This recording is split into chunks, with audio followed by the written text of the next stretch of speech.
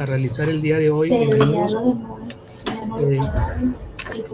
La idea es poder cerrar o concluir la primera parte de esta edición del seminario, en donde, como ya saben ustedes, pues hemos estado trabajando el tema neurobiológico, el tema relacionado con la ética, con los autores que ya comentamos previamente.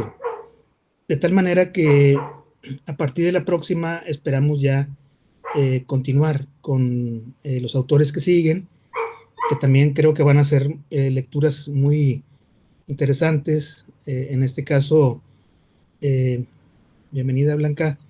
En este caso, pues vamos a ver, Buenas como ya tardes. saben, buenas tardes, lo de Spinoza, junto con otras lecturas también de Damasio, que han resultado pues realmente interesantes, y pues son libros que tenemos que familiarizarnos con ellos, tenemos que tenerlos muy, muy en cuenta, y estos dos pues son los más importantes, el error de Descartes y el de Spinoza.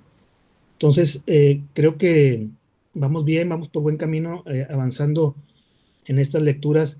Hay otras lecturas adicionales que nos pueden servir mucho, pero no sé si nos alcanza el tiempo. Como quiera, vamos a considerarlas por ahí pendientes, ver si nos queda una sesión antes de finalizar, pues retomarlas. Me refiero, por ejemplo, a la crítica que le han hecho al mismo Damasio, que sería interesante verlo desde la perspectiva de los filósofos contemporáneos, eh, considerando pues también que pues Descartes ya tiene más de 400 años. Entonces, eh, pienso que pudiera ser una buena lectura para cerrar.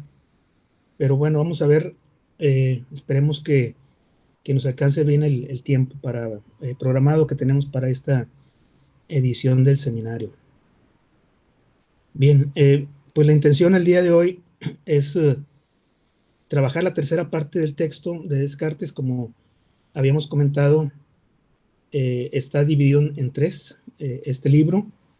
Ya vimos, digamos, las pasiones en cuanto a la interpretación general que les da Descartes, eh, como parte de una acción, pero también de una reacción que puede venir esta acción de, digamos, del marco circundante, externa, ser externa, que puede también ser algo relacionado con nuestra percepción, y puede ser algo interno relacionado con nuestra voluntad, en este caso con nuestra alma, como lo señala Descartes. Pues esa sería como la manera como surgen las pasiones, y después pues se lleva a cabo un proceso eh, interpretativo de las mismas. Como dice Descartes, ver si nos hace bien o nos hace mal determinada situación, y con base a eso viene la reacción, que es la pasión propiamente, que está mediada por, como ustedes ya saben, ya lo hemos comentado aquí, por los espíritus animales, que es un concepto antiguo de la medicina que hoy podría reflejar lo que ya hemos comentado, pues todo lo que son los agentes neuroquímicos que viajan por la sangre, que inciden en el sistema nervioso central, así como los nervios, eh, que son algunos de, digamos, de los conceptos más actuales en cuanto a la existencia de las diferentes neuronas, de las dendritas, en fin, eh, de toda la serie de células cerebrales que están involucradas. Y con todo ello, pues Descartes finalmente lo que trató de hacer fue una filosofía natural de las emociones, es decir, no una filosofía moral en cuanto a que si son buenas o no, son malas, nos afectan la razón, que ha sido siempre la tónica general que ha tenido el tema en la filosofía.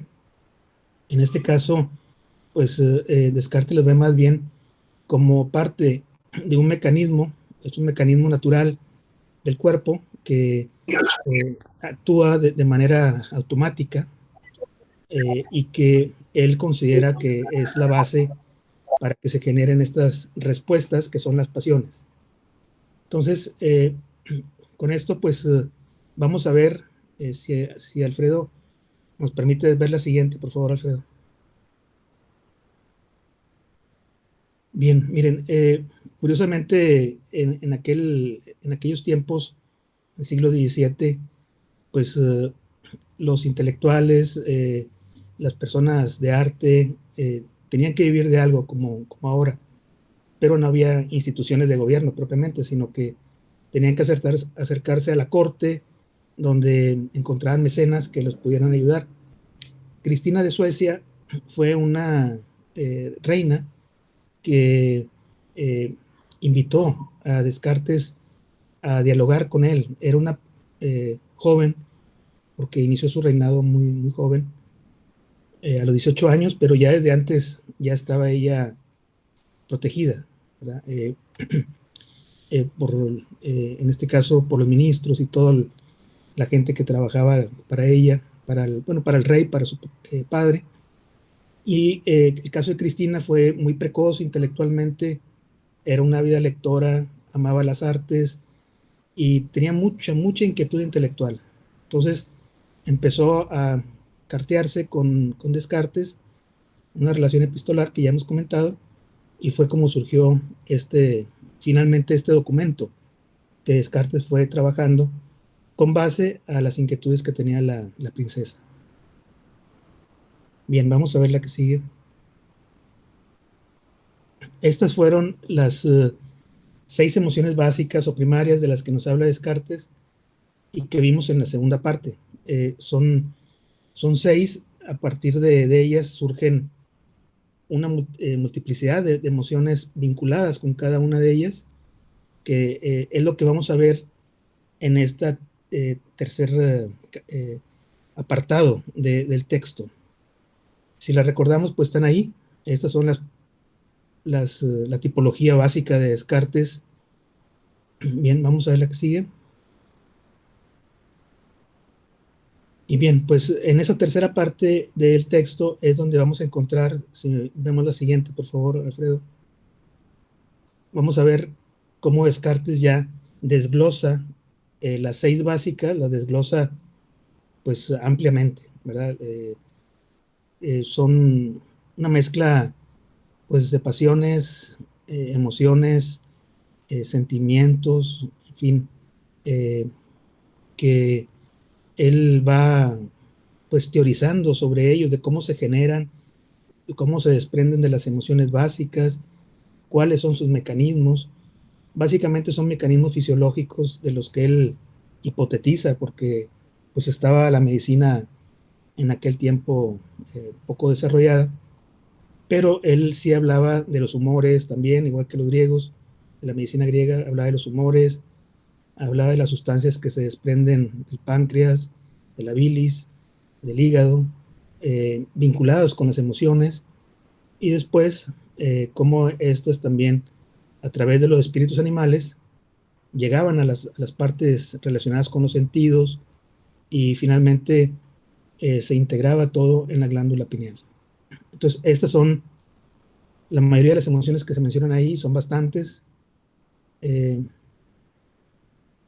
y bueno, pues más o menos creo que con lo que les comento nos da una idea de cómo Descartes conceptualizaba esta relación entre el cuerpo y, bueno, ahora le llamamos la mente, pero era el cuerpo y el alma, que era, digamos, el dualismo psicofísico o el dualismo cartesiano que se manejaba en aquel momento por Descartes y que en su época pues fue algo muy innovador, porque no era la tónica que existía previamente durante la Edad Media. Entonces, esto pues creo que nos da una idea de todo lo que traía Descartes en mente en cuanto a este tema de las pasiones. Vamos a ver algunas de ellas nada más para ejemplificarlas. Vamos enseguida. Por ejemplo, el odio, que es una de las más básicas, más importantes, nos dice que por pequeño que sea, daña siempre y nunca deja de acompañar la tristeza. Digo que el odio no será nunca demasiado pequeño porque el odio al mal no puede incitarnos a ninguna acción a la que no nos incite mejor aún el amor al bien, al que el mal es opuesto, menos cuando cuando este bien y este mal son bastante conocidos. Pues reconozco que el odio al mal, que se manifiesta únicamente por el dolor, es necesario en cuanto al cuerpo, pero aquí solo hablo del odio que viene de un conocimiento más claro y solo lo refiero al alma. Bueno, pues de la estimación y el desprecio, sí, vamos a verlas no tan detenidamente, vamos a comentar algunas de ellas, pero es para que se den una idea de las reflexiones que hacía Descartes, por ejemplo, en relación con la estimación, la considera, dice, una pasión, es una inclinación del alma a representarse el valor de cosa estimada, de la cosa estimada, inclinación producida por un movimiento particular de los espíritus, de tal modo conducidos al cerebro, que refuerza las impresiones que sirven a ese objeto. Por el contrario, la pasión del desprecio, que es la pasión contraria, es una inclinación del alma a considerar la bajeza o pequeñez de lo que despreciamos, inclinación producida por el movimiento de los espíritus que refuerzan la idea de esta pequeñez. Vamos a ver la que sigue. La generosidad para Descartes es muy importante y sirve como un remedio contra otros desórdenes propios de las pasiones. Nos dice, después de hablar de lo que es la generosidad, nos dice que los generosos son naturalmente inclinados a hacer cosas grandes y al mismo tiempo a no emprender nada de lo que no se sientan capaces. Y como no estiman nada más que hacer el bien a los demás hombres y despreciar el propio interés, es siempre son perfectamente corteses, afables, serviciales con todo el mundo, y además son enteramente dueños de sus pasiones, especialmente de los deseos, de los celos y de la envidia. Es la generosidad. Vamos a ver la que sigue, Alfredo, por favor. Los celos son una especie de temor relacionado con el deseo que se tiene de conservar la posición de algún bien, y más que de la fuerza de las razones que hacen pensar que se puede perder. Provienen de lo mucho que estimamos ese objeto, lo cual nos hace considerar hasta los menores motivos de sospecha y tomarlos por razones muy considerables. Muy bien. El miedo, que es otra emoción básica, nos dice que la cobardía es directamente opuesta al valor y es una languidez o frialdad que impide al alma lanzarse a la ejecución de las cosas que haría si estuviera exenta de esta pasión. Y el miedo o el terror, que es contrario a la intrepidez, no es solo una frialdad, sino también una turbación y un pasmo del alma que le quita la fuerza de resistir a los males que cree próximos. Vamos a ver la que sigue, Alfredo. El uso del miedo. Me llamó la atención esto, dice, en cuanto al miedo o el terror, no veo que pueda nunca ser loable o útil. Por eso no es una pasión especial, sino solo un exceso de cobardía, de pasmo y de temor, exceso siempre vicioso, como la intrepidez es un exceso de valor que es siempre bueno, con tal de que lo sea el fin perseguido. Y como la principal causa del miedo es la sorpresa, nada mejor que librarse de él que obrar con premeditación y prepararse para todos los acontecimientos cuyo temor pueda causar el miedo. El remordimiento nos dice que es una especie de tristeza que nace cuando sospecha que una cosa que se hace o se ha hecho no es buena y presupone necesariamente la duda. Pues si estuviéramos enteramente seguros de que lo que se hace es malo, nos abstendríamos de hacerlo, porque la voluntad no se inclina sino a las cosas que tienen alguna apariencia de buenas. Y si estuviéramos ciertos de que lo que hemos hecho ya es malo, sentiríamos arrepentimiento, no solamente remordimiento. Entonces, si se fijan, ya empieza, hay un juicio, hay una valoración de los hechos, que es lo que comentábamos ahorita en esta concepción que tiene Descartes de las pasiones y las acciones que llevan a la pasión.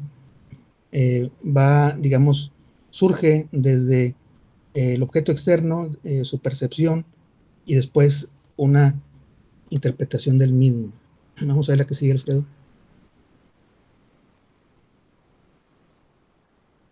Nos dice que la envidia es un vicio que consiste en una perversidad de la naturaleza por la cual a algunas personas les enoja el bien que les ocurre a otros hombres. Pero yo empleo aquí esta palabra para designar una pasión que no siempre es viciosa. La envidia, en tanto que pasión, es una especie de tristeza acompañada de odio, que proviene de ver el bien que les ocurre a quienes se juzgan indignos de él.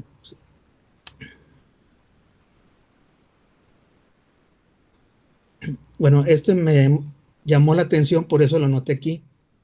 Dice, no hay vicio que dañe tanto a la felicidad de los hombres como la envidia, pues además de que los tocados por su estigma se afligen a sí mismos, turban también con todo su poder el placer de los demás y tienen por lo general la tez plomiza, es decir, mezcla de amarillo y negro y como de sangre macerada, de donde proviene que la envidia se llama livor en latín. Y después sigue Descartes hablando de todos los mecanismos fisiológicos que generan este tez plomiza, ¿no? Pero bueno, siempre la envidia se le relaciona con algún tipo de coloración de color que adquiere la piel. Algunos hablan de ponerse verde de envidia, pero aquí es más bien medio amarillo, como decía alguna canción antigua mexicana. Que no me pongo amarillo, ¿verdad? Amarillo es mi color. Muy bien, vamos a ver la que sigue, Alfredo. De la piedad. Bueno, también ya nos vamos al otro extremo. Nos dice que es una tristeza entreverada de amor o de buena voluntad hacia las personas a quienes vemos sufrir algún mal del que no los creemos merecedores. Es pues contraria a la envidia por razón de su objeto y a la burla porque las considera de otro modo. Eso sería lo contrario a la envidia junto con el agradecimiento. Vamos a ver la que sigue, Alfredo. ¿Quiénes son los que sienten piedad? Nos dice, pero son solo insensibles a la piedad los espíritus malévolos y envidiosos que odian naturalmente a todos los hombres, o bien los que son tan brutales, tan cegados por la buena suerte o desesperados por la mala, que no piensan que pueda ocurrirles ningún mal. Vamos a ver la que sigue, Alfredo, por favor. El agradecimiento que ahorita comentábamos es una especie de amor provocado en nosotros por alguna acción de la persona por quien lo sentimos y con la cual creemos que nos ha hecho algún bien, o al menos que ha tenido la intención de hacérnoslo. Bueno, estas emociones se siguen manejando en psicología, pero ya desde entonces había esta reflexión. Le dice, la ira es una especie de odio o de aversión que sentimos contra los que hacen algún mal o han tratado de perjudicar, no indiferentemente a cualquiera, sino particularmente a nosotros.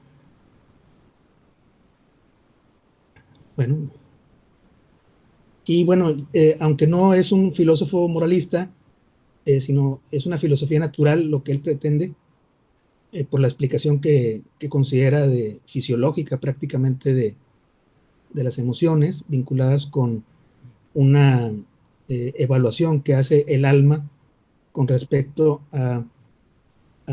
digamos, si es bueno o no determinado objeto para la persona. Un remedio general contra las pasiones. Nos dice, y ahora que las conocemos todas, tenemos mucho menos motivo que antes para temerlas, pues vemos que todas son buenas en su naturaleza y que lo único que tenemos que evitar es su mal uso o sus excesos. Esto es importante porque Descartes eh, no consideraba que las pasiones fueran malas, como ocurría previamente durante la filosofía escolástica, inclusive los estoicos. Bueno, de las pasiones depende todo el mal y todo el bien de esta vida. Es el último artículo. Con esto cierra Descartes y nos dice que el alma puede tener sus placeres aparte, mas los que les son comunes con el cuerpo dependen enteramente de las pasiones. Más en este punto es donde tiene su principal utilidad la cordura, pues enseña a dominar de tal modo las pasiones y a manejarlas con tal destreza que los males que causan son muy soportables y que incluso de todos ellos puede sacarse gozo. Entonces, finalmente, Descartes considera que la cordura pues, es lo que nos puede ayudar a modular nuestras pasiones, que no son malas en cuanto a su naturaleza, y nos dice que son comunes con el cuerpo. Esto es una, digamos, un fundamento de cómo Descartes concibe las pasiones vinculadas directamente con el cuerpo en su origen, y, y hay que tomarlo muy en cuenta para el tema que vamos a ver enseguida, que es la versión o la interpretación que realiza Antonio Damasio sobre el error de Descartes. Muy bien, Felipe, trae por ahí una Aquí estoy. temática vinculada con también la tercera parte del texto del error de Descartes que vamos a ver hoy. Adelante, Felipe. Bueno, ahorita que presente la... Esto tiene que ver con, con la parte que ya señala Arturo, nada más déjame ver ahorita que empiece la diapositiva. Sí, seguimiento tiene que ver con un concepto, ¿no? Del homúnculo cortical de Penfield. Está muy interesante este concepto, ahorita lo vamos a desarrollar.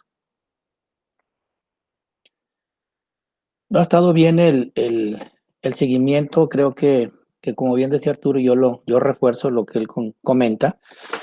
Pues hemos estado revisando a Damasio, en este caso a través de Descartes y de la neurobiología de Spinoza.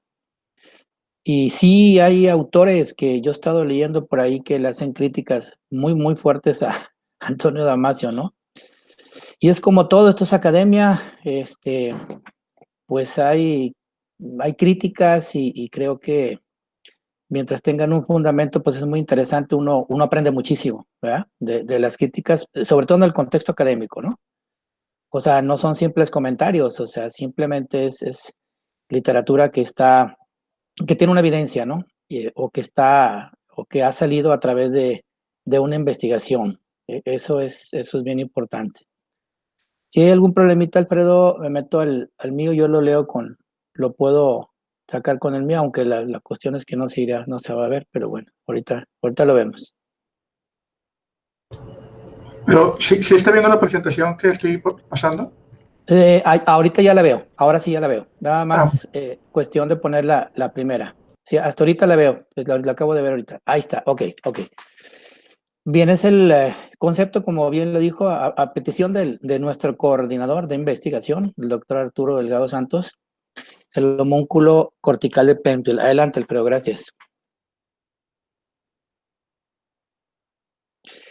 ¿Quién es este señor? ¿Quién es Penfield? ¿Qué tiene que ver con todo esto? Bueno, este es el señor Wilder Graves Penfield, que nació en Spokane 26 de enero de 1891, muere el 5 de abril del 76. Un neurocirujano estadounidense que contribuyó con importantes avances en el estudio del tejido nervioso, de las enfermedades neurológicas y especialmente la epilepsia, y en la técnica de la neurocirugía. A este señor también le llamaban el topógrafo del cerebro. Adelante. ¿Qué es el homúnculo cortical? ¿Qué es? Bueno, el significado literal de homúnculo es hombrecillo en el cerebro, ¿sí?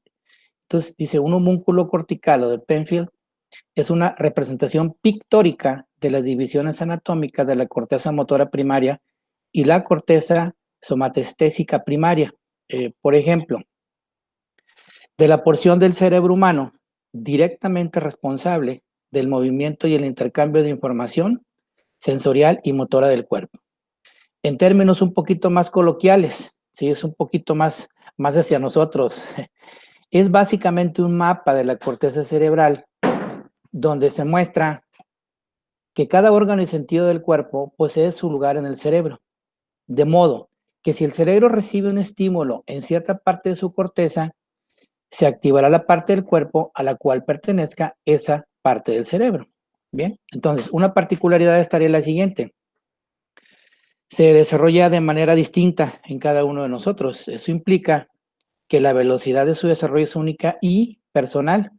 Depende de qué partes del cuerpo se utilicen más y cómo se tendrán mejores capacidades motoras o más entrenadas en este sentido. En general, sí, me sentí en general.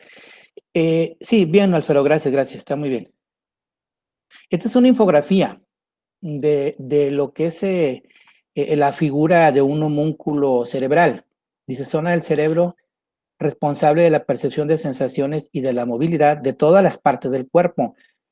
Ahí ustedes pueden observar que están registrados bueno, izquierda y derecha, ¿verdad?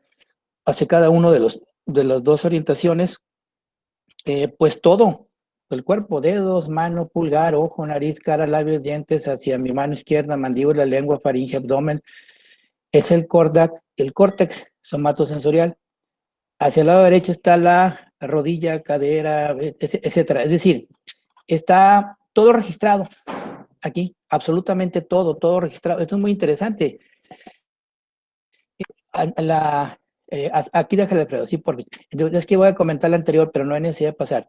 En la anterior viene que a la parte del cuerpo que más se utiliza, ¿verdad? Pues es la que tiene un poquito más training, más entrenamiento. Yo creo que todos los que, bueno, los que hacemos ejercicio, los que hacemos algún tipo de actividad motora, lo sabemos, ¿verdad? La parte del cuerpo que más se desarrolla tiene una coordinación psicomotora muchísimo más más adecuada, ¿verdad? Que cualquier otra. Y en ese sentido, ¿verdad? Pues es como lo maneja el autor. Ahora, aquí está muy claro, ¿verdad? Está muy claro. Viene ahí toda la topografía del cerebro, como le decían a Penfield. Ok, si queda, chéquenle bien, labios, mandíbula, lengua, laringe, faringe, vienen todos en el córtex motor. Entonces, esta infografía nos da precisamente la figura general del homúnculo cerebral. Adelante, Alfredo, gracias. Aquí hay un tema relacionado, yo lo platiqué con Arturo, lo comenté y le dije, ¿sabes qué? Es un tema que se relaciona bastante con el registro que se hace, ¿verdad? De lo que Penfield maneja. Es decir, todos quizá habramos o hemos oído hablar de algún paciente que ha perdido algo, ¿no? O sea, un miembro fantasma que ha perdido por un accidente, una operación o cualquier otra causa, ¿no?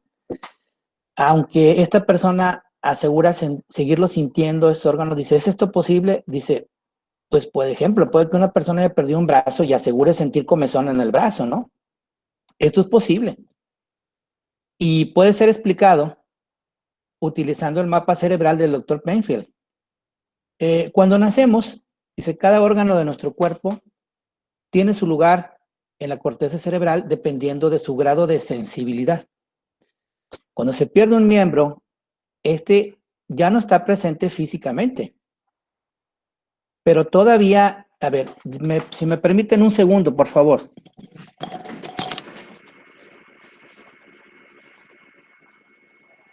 Bien, mientras que regresa Felipe, pues este es un concepto muy interesante que en un momento lo vamos a vincular con el tema que desarrolla Damasio sobre eh, la representación del cuerpo en el cerebro, que esa sería como que la base de donde surge lo que él llama el self.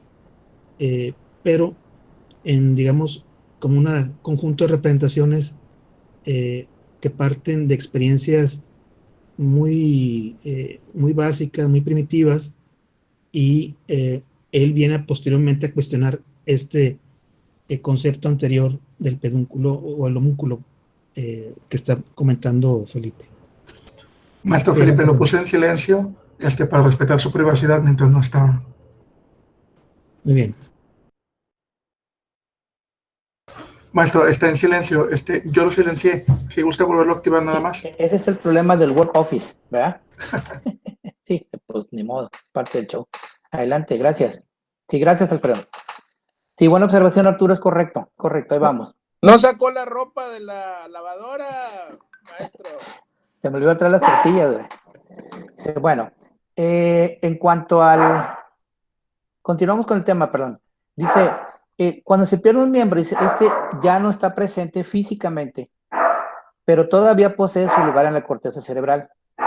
De modo que es posible aliviar la sensación que tiene el miembro fantasma, proporcionándole un estímulo al miembro más cercano, según el mapa cerebral, como lo pudimos ver. Ya que cuando una parte del cerebro deja de recibir estímulo por un periodo de tiempo prolongado, el miembro adyacente, según el mapa de la corteza cerebral que ya vimos, toma el lugar del otro.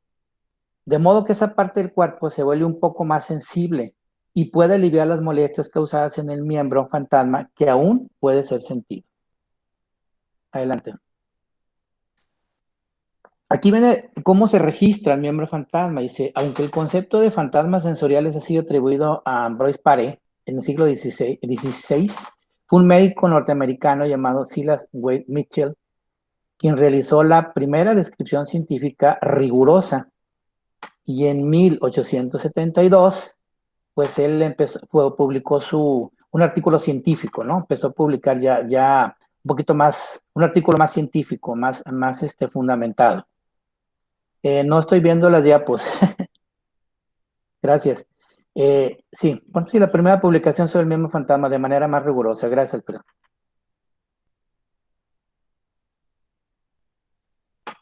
Para concluir, bueno, concluimos con el señor Damasio. Dice, la distinción dualista entre mente y cuerpo no pensante del pienso, luego existo, de Descartes, constituye el verdadero error, según la propuesta del autor, ¿verdad?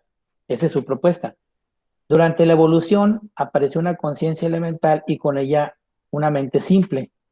El progreso hacia una mente más compleja posibilitó el pensar y más tarde utilizar el lenguaje para comunicar y organizar mejor el pensamiento. Está hablando de pensamiento y lenguaje, me recordó Vygotsky, ¿no? Aquel famoso libro de clásico. Por lo que se ha de concluir, dice que para nosotros en el principio fue el ser, y solo más tarde el pensar. Como dice Damasio, el cuerpo y el cerebro se hallan inmersos en una danza interactiva continua. Los pensamientos que son implementados en el cerebro pueden inducir estados emocionales que son implementados en el cuerpo, mientras que el cuerpo puede cambiar el paisaje del cerebro y de este modo el sustrato que, a ver si puede el último rengloncillo, ¿se nota? No. Y de este modo el sustrato que sustenta los pensamientos. Bueno, creo que está muy claro en cuanto a una danza interactiva continua. Fíjense que quiero hacer un comentario porque, pues, esta presentación de la infografía dice, la locomoción es uno de los atributos básicos de los organismos más simples, ¿no? O sea, es decir, la locomoción, se mueven los gusanitos, se mueven las moscas, se mueven así las cosas más pequeñas y las más grandotas, los rinocerontes y todo eso, ¿no? Y bueno, es como dice el autor que el sistema motor es probablemente el más antiguo de todos los sistemas somatosensoriales. Y un último comentario, en relación a lo que Arturo hablaba de Descartes anterior, de lo de las pasiones. Realmente, fíjate que, bueno, estuvo muy interesante todo, pero el odio político, el odio en las redes, que yo me paso muy seguido en las redes, prácticamente estoy muy metido en eso, y social que se ve en redes, pues yo creo que si Descartes tuviera fe, ya se hubiera suicidado, man. Porque sí hay un odio profundo y sí, creo que el odio hace más daño al que lo expulsa que a quien se siente. Porque es un mero comentario muy personal. Muchas gracias, Arturo. Muy interesante lo del concepto de Penfield, y ya más adelante pues tendremos hacer la crítica pues, al mismo Damasio, pues. Muchas gracias. Sí. Gracias a ti, Felipe, por la exposición muy clara sobre el homúnculo cortical. Vamos a ver una presentación que traemos de la tercera fase, parte del texto del error de Descartes, y con eso lo vamos a cerrar.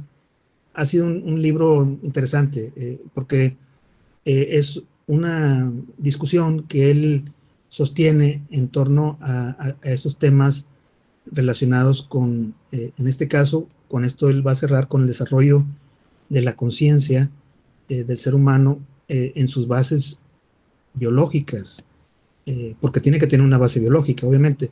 Entonces, él explora esta parte que me parece interesante, en donde considera el desarrollo de esta conciencia como un self incipiente, un self de naturaleza o digamos de una base biológica en donde el cerebro interactúa eh, con el medio exterior y también a través del cuerpo.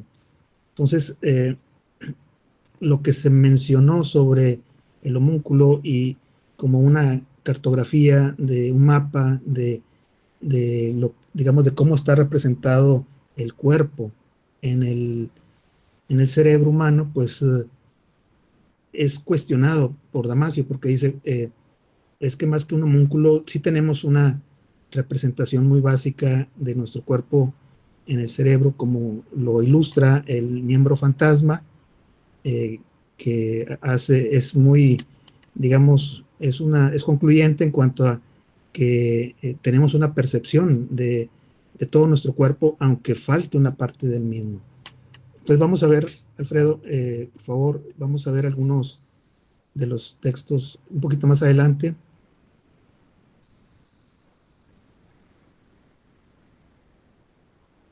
Bien, vamos a explorar cómo se construye esta representación de uno mismo o de sí mismo desde la neurobiología, ¿sí? Entonces, nos dice que la mente surge de la actividad de los circuitos neurales en gran parte formados a través de la evolución en respuesta a requisitos funcionales del organismo y que solo existe una mente normal si estos circuitos contienen representaciones básicas del organismo y se monitorean continuamente sus acciones. Entonces, necesitamos ir considerando en esta temática lo que es la filogénesis, es decir, la parte de la evolución de la especie, el desarrollo del cerebro desde lo filogenético, la ontogénesis, es decir, el desarrollo también evolutivo, pero individual del sujeto, y cómo nos dice, tiene que ver los circuitos, todo debe estar funcionando en el organismo, porque es, bueno, en la concepción de Descartes era un automatismo, ¿verdad? Era algo que ya está, eh, digamos, preconcebido en cuanto a su funcionamiento, pero nos dice que estos circuitos contienen representaciones básicas del organismo, que son los elementos básicos del self. Bien, vamos a ver la que sigue, Fredo, por favor. Un organismo provisto de mente forma representaciones neurales que pueden transformarse en imágenes, manipularse en un proceso llamado pensamiento y finalmente influir en la conducta ayudando a predecir el futuro, a trazar planes conforme a esa previsión y a elegir la acción siguiente. De tal manera que lo que vemos es que se tiene que generar un conjunto de representaciones, en este caso que tiene una base neural, que se transforman en imágenes y nos dice que en su origen el pensamiento está basado en imágenes. Y vamos a ver la que sigue. El tú en este episodio es de una pieza, de hecho es una construcción mental muy concreta que llamaré self, a falta de un término mejor, basada en la actividad de todo tu organismo, es decir, en el cuerpo propiamente tal y en el cerebro. Entonces, él considera la base del self organística, o sea, basada en el organismo y también en el cerebro, en el desarrollo del mismo. Vamos a ver lo que sigue. Al hablar del self no me estoy refiriendo a la conciencia de uno mismo, porque considero que el self y la subjetividad que engendra son necesarios para la conciencia en general y no solo para la conciencia de uno mismo. Muy bien. El proceso de fabricar imágenes y la lucidez y excitación indispensables para la formación de estas imágenes son tan relevantes como el self al que experimentamos como conocedor y propietario de esas imágenes. Vamos a ver la que sigue, por favor.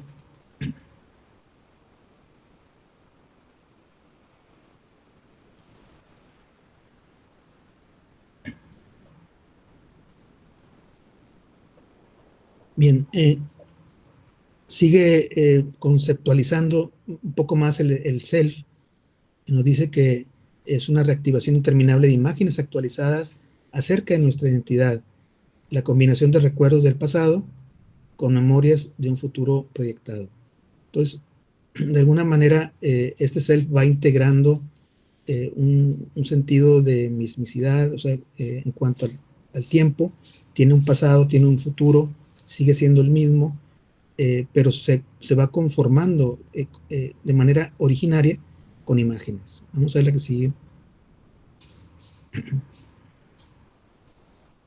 Falta una ES. El self es un estado referencial evanescente, tan consistente y continuamente reconstruido que el interesado siempre ignora que está siendo refabricado, a menos que algo resulte mal en la reconstrucción. El sentimiento de fondo, en este momento, o el sentimiento de una emoción ahora, junto con las señales no corporales presentes, le suceden al concepto de self en cuanto emplazados ahora en la actividad de múltiples regiones cerebrales. Esta, si me permites un poquito la anterior, me parece importante, es el self es un estado que florece, es decir, que surge, emerge, pero siempre nos dice va a ser reconstruido. Es decir, de hecho, todo lo que es la memoria para, para Damasio es reconstruida. Es decir, no existe esta idea de que es una cámara fotográfica donde la imagen queda totalmente plasmada en un área del cerebro y es nada más cuestión de rescatarla y podemos recuperar la imagen tal cual la percibimos originariamente hace 5 años, 10 años, no importa. Eh, no es así. Él piensa que eso sería saturar demasiado al cerebro con tanta memoria. Bueno, a lo mejor Alfredo nos puedes pues, explicar alguna analogía con las computadoras, eh, pero no puedes saturar tu disco duro, tu memoria, con tanta información, de tal manera que lo que se guarda son más bien, digamos, imágenes o eh, prototipos que nos permiten posteriormente reconstruir. A manera de un arquetipo, vas reconstruyendo, por ejemplo, el rostro de tu bisabuelita, que a lo mejor ya no te acuerdas mucho de ella, la conociste de muy pequeño, pero después ves una fotografía, etcétera, y vas generando elementos que van configurando ese recuerdo, pero es una reconstrucción. Y va asociado también a los sentimientos de fondo, que eso me pareció una aportación bastante buena de Damasio, lo que acá en educación, en educación emocional hemos visto como emociones secundarias, en este caso, que son los sentimientos. En este caso, él habla de un sentimiento de fondo que surge precisamente a raíz de una emoción, pero después se desliga de esa emoción y puede permanecer por mucho tiempo. Muy bien, vamos a ver la que sigue, Fred. Bueno, el self, tal como ha sido escrito, no puede saber, es decir, no puede saber sobre sí mismo. Es un proceso que podríamos denominar metaself, el cual sí podría saber sobre sí mismo. Siempre que el cerebro creara algún tipo de descripción de la perturbación del estado del organismo que resulta de la respuesta cerebral ante la presencia de una imagen, que dicha descripción generara una imagen del proceso de perturbación y que la imagen del self perturbado se desplegara simultáneamente, bueno, interpolaciones rápidas, con la imagen que gatilló la perturbación. Entonces, muchas veces nos podemos cuestionar sobre nuestros procesos cognitivos eh, basados en procesos neurales, etcétera, eh, precisamente porque hay una perturbación. Por ejemplo, es que no me puedo acordar, no recuerdo tal evento, no recuerdo haber estado ahí, en ese lugar. Entonces, hay una perturbación y es cuando empezamos a pensar precisamente en el conjunto de imágenes, de recuerdos que tenemos sobre nosotros en esa situación, y esto es lo que se denomina un metaself o el metaself. Vamos a ver la que sigue. Bueno, después de discutir este tema, nos dice que los ingredientes que él ha descrito, que son un objeto que es representado, un organismo en reacción ante ese objeto representado y un estado de self mientras cambia debido a la respuesta del organismo ante el objeto, son mantenidos simultáneamente en la memoria operativa y examinados paralelamente o en rápidas interpolaciones o en las capas corticales sensoriales primarias. Entonces, esto es como la dinámica que tenemos para estar reconociendo el ambiente desde el punto de vista cerebral, en donde sí tenemos un estado de self, pero siempre vinculado con los objetos representados, y también cómo es la reacción de nuestro organismo ante ese objeto representado. Vamos a ver. Surge la subjetividad, que él llama la perspectiva subjetiva del self, y nos dice: propongo que la subjetividad emerge durante el último paso, es decir, cuando el cerebro no solo está produciendo imágenes de un objeto, ni solo imágenes de las respuestas del organismo al objeto, sino un tercer tipo de imagen, la de un organismo en el acto de percibir y responder ante un objeto. Pues aquí es cuando podemos considerar el acto de percibir al tomar conciencia de ello. Esto sería ya la parte, digamos, de la construcción de la subjetividad desde la perspectiva neurobiológica. Vamos a ver la que sigue, por favor. Bien, va cerrando el autor y nos dice: bueno, pues, ¿cuál fue entonces el error de Descartes? Y pues hace reflexión sobre el cogito, ¿verdad? El cogito cartesiano, pienso, luego existo, nos dice, sugiere que pensar y la conciencia de pensar son los sustratos reales del ser. Pero, vamos a ver la que sigue.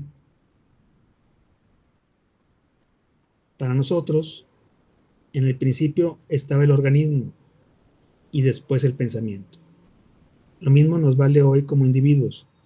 Cuando llegamos al mundo y nos desarrollamos, empezamos siendo y solo después pensamos. Somos y después pensamos. Y pensamos solo en la medida que somos, porque las estructuras y operaciones del ser causan el pensamiento. Vamos a ver la que sigue. Bueno, este es el error de Descartes. La separación abismal entre el cuerpo y la mente, entre la sustancia medible, dimensionada mecánicamente operada e infinitamente divisible del cuerpo, por una parte, y la sustancia sin dimensiones, no mecánica e indivisible de la mente. La sugerencia de que el razonamiento, juicio, moral y sufrimiento derivado de dolor físico o de alteración emocional puedan existir separadas del cuerpo. Específicamente, la separación de las operaciones más refinadas de la mente de la estructura y operación de un organismo biológico. Entonces, este dualismo cartesiano es el que él cuestiona, ¿verdad? Que no está separada la mente del cuerpo. De hecho, pues la mente surge a partir del funcionamiento del cuerpo en la interacción con el cerebro, que toman conciencia del mundo. Surge un self y toma conciencia de su existencia, de su ser, posteriormente. El entendimiento exhaustivo de la mente humana requiere una perspectiva organísmica, que la mente debe ser trasladada desde un cogitum no físico al campo del tejido biológico, conservando su relación con un organismo global que posee un cuerpo propiamente tal, integrado, y un cerebro plenamente interactivos con su entorno físico y social. Creo que es la última, ¿verdad, Alfredo? Muy bien, muchas gracias. Bien, pues esto es la conclusión de Damasio.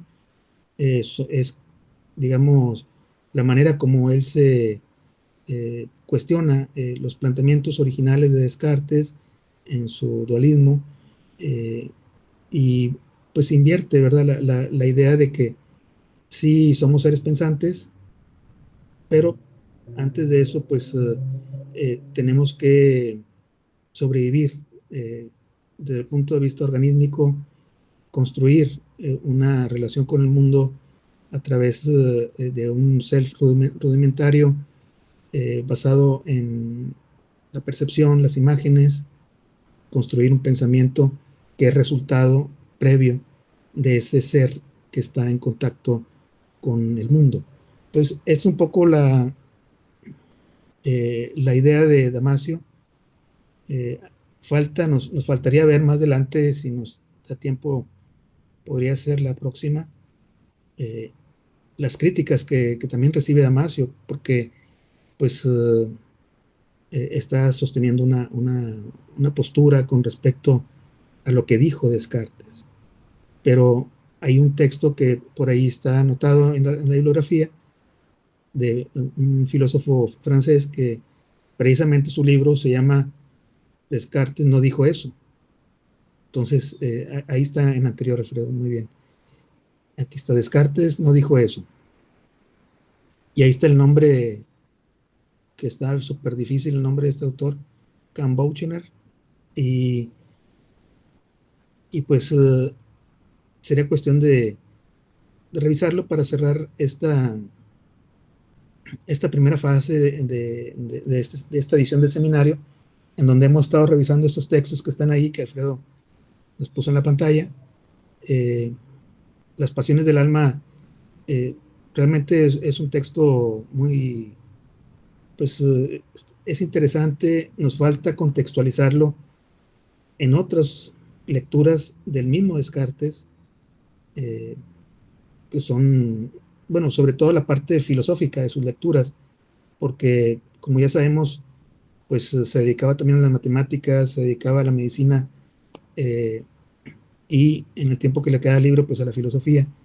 Entonces, realmente eh, tiene 3 o 4 textos del método, otros sobre las reflexiones filosóficas, eh, relacionados con la concepción que él tiene de lo que sería el dualismo cartesiano. Muy bien, pues es un poco lo que hemos querido compartir hoy, ver qué les parecen estos textos.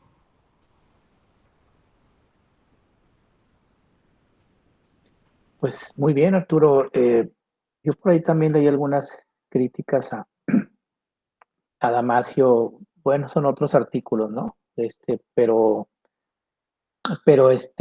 Bueno, vamos a abocarnos a esa literatura. Es decir, porque sí hay varios artículos por ahí, había estado yo leyendo algunos por ahí. Sin embargo, bueno, pues muy interesante todo el proceso que se siguió para el estudio de este autor.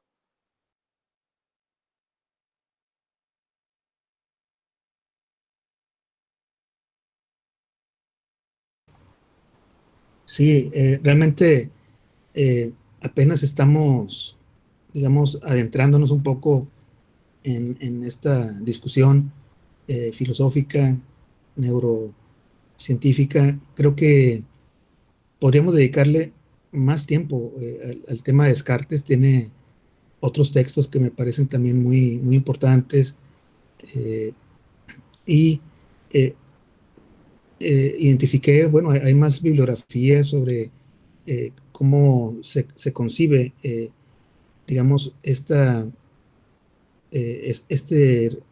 relación mente, o el alma y el cuerpo, este dualismo cartesiano. Sí se considera que genera las bases para el estudio de lo que se ha denominado eh, el estudio de la mente o de las funciones cognitivas, eh, especialmente de lo que ahora, digamos, en la perspectiva del estudio de las emociones, se ha considerado como una función valorativa que se da entre la percepción y la respuesta del organismo o del sujeto. Hay una valoración cognitiva que nos permite dar cierto tipo de respuesta. Y esa valoración, Descartes sí la considera ya, digamos, de manera incipiente, ya habla de ella. Entonces, bueno, hay muchas situaciones que se pueden analizar para considerar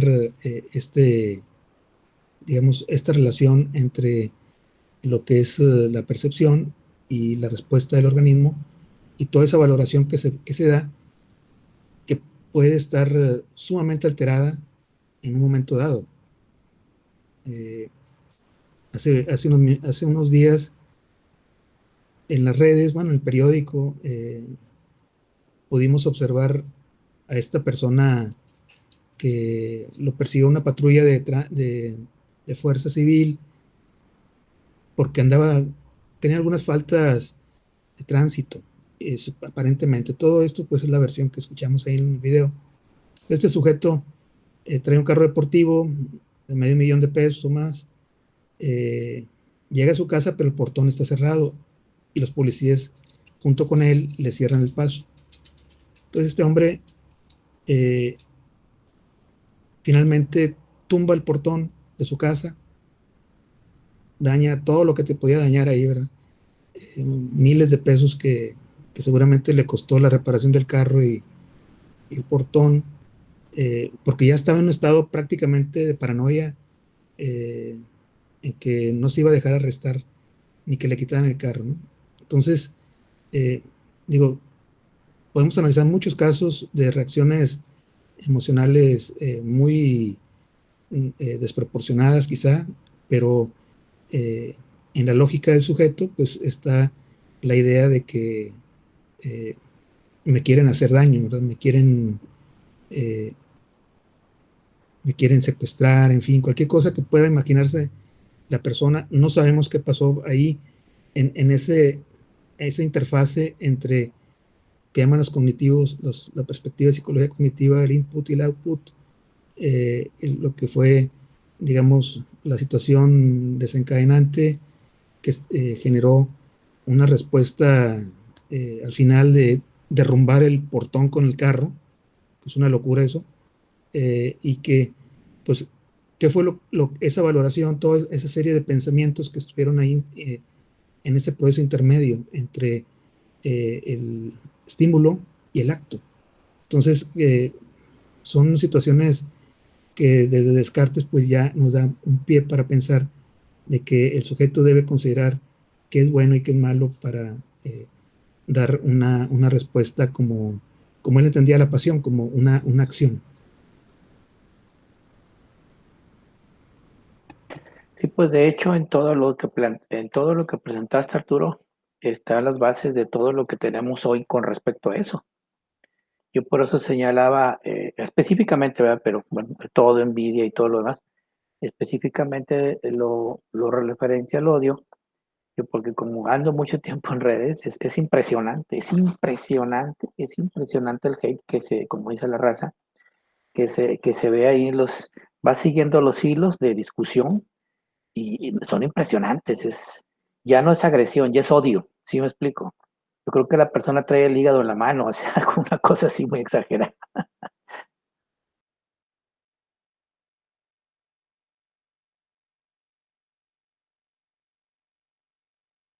A mí me gusta el hígado, pero con cebolla nada más.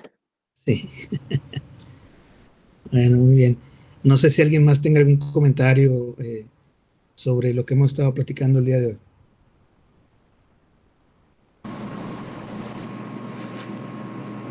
No, va Manuel. Sí.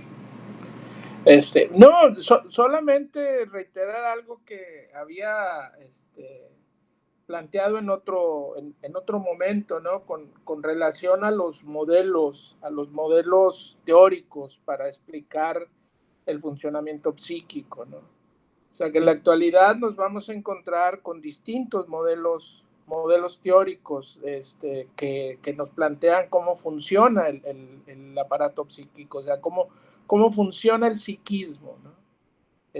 Y algunos persisten en disociar la parte psicológica de la parte somática, otros plantean esta relación estrecha, íntima entre los dos planos. Entonces aquí lo importante es cómo en un momento dado nosotros vamos a tener que definir cuáles van a ser nuestros modelos teóricos desde donde vamos a abordar nuestros objetos de estudio, ¿no? Entonces, o sea, esta aproximación desde una perspectiva de las neurociencias, con sus ventajas, sus desventajas, pero podemos en un momento dado también pues tener un abordaje desde distintas perspectivas de la misma problemática, ¿no? O sea, yo creo que ahí lo importante es poder identificar los autores que estamos leyendo, o sea, las teorías que estamos leyendo, dónde se apuntalan en términos epistemológicos, en términos de la concepción del psiquismo, o sea, dónde se están apuntalando, ¿no? ¿En qué se basan?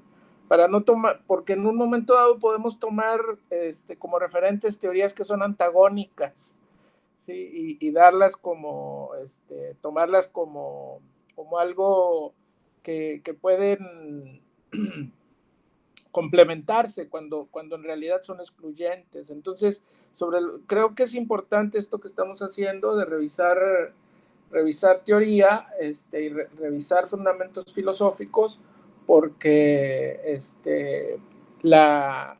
el terreno en el que estamos es un terreno bastante crítico, ¿no?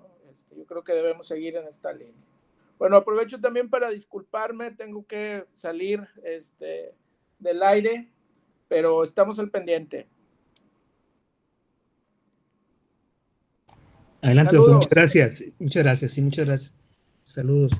Bueno, pues no sé si quieran comentar algo más, pero a mí sí me parece que tenemos que revisar otros modelos, como decía el doctor, que están por ahí pendientes. Por ejemplo, el enfoque fenomenológico que hemos estado comentando tiene toda una propuesta para ayudarnos a comprender este campo de la percepción y, digamos, lo que nos lleva de la percepción al acto, que tiene una fundamentación también filosófica, la fenomenología, y creo que pudiera arrojarnos elementos muy importantes desde el punto de vista teórico para comprender las emociones. Hay algunos textos ya sobre esto. Sí tienen un nivel de complejidad un poquito más elevado porque es entrar al campo de la filosofía, pero está muy relacionado con cómo funciona la conciencia humana, los elementos que la componen, y creo que la fenomenología, además, como ustedes saben, representa una de las 5 tradiciones básicas en la investigación cualitativa. Entonces, tiene su propio método y esto también le da una ventaja, le da un plus, porque las 5 tradiciones que conocemos pues van desde la etnografía, la teoría fundamentada, el estudio de casos, la investigación narrativa y la fenomenología. Entonces, la fenomenología tiene digamos, estos procedimientos, tiene una metodología que nos lleva directamente al paradigma hermenéutico que se deriva de la fenomenología.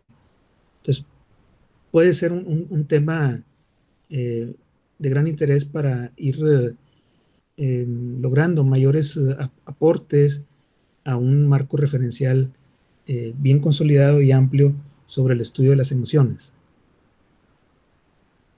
Muy bien. ¿Alguien más quiere hacer algún comentario antes de cerrar? Un saludo a todos los compañeros. Sí, igualmente, pues muchas gracias a los compañeros, al maestro Felipe, al maestro Alfredo, que nos está apoyando directamente, y a todos ustedes por su participación, su presencia, y esperamos vernos el próximo viernes, igual a las 5, para ver lo de Spinoza, que también va a ser un tema espinoso, pero bueno, así es como hemos decidido entrar a estas cuestiones filosóficas que no son fáciles, pero creo que nos pueden enriquecer mucho desde el punto de vista intelectual. Muy bien, pues nos vemos entonces, que tengan muy buen fin de semana a todos. Ok, gracias a todos. y nos vemos la próxima semana entonces. Claro. Igualmente. Muchas Hasta luego. gracias. Gracias. Hasta luego. Estén bien.